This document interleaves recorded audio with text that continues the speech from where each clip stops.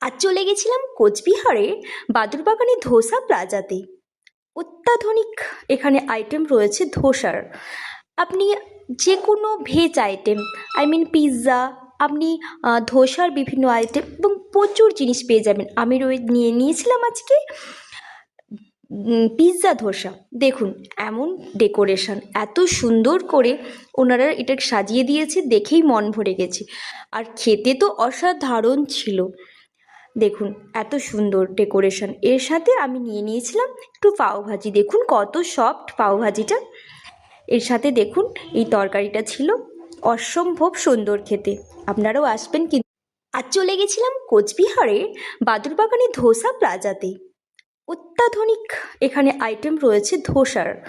আপনি যে কোনো ভেজ আইটেম, পিৎজা, আপনি ধোসার বিভিন্ন আইটেম এবং প্রচুর জিনিস পেয়ে যাবেন। আমি নিয়েছিলাম আজকে পিৎজা ধোসা। দেখুন, এমন ডেকোরেশন, এত সুন্দর করে ওনারা এটা সাজিয়ে দিয়েছে, দেখেই মন ভরে গেছে। আর খেতে তো অসাধারণ ছিল। দেখুন, এত সুন্দর ডেকোরেশন। এর সাথে আমি নিয়েছিলাম একটু পাওভাজি। দেখুন কত সফট পাওভাজিটা। এর সাথে দেখুন এই তরকারিটা ছিল অসম্ভব সুন্দর খেতে। আপনারাও আসবেন। কিন্তু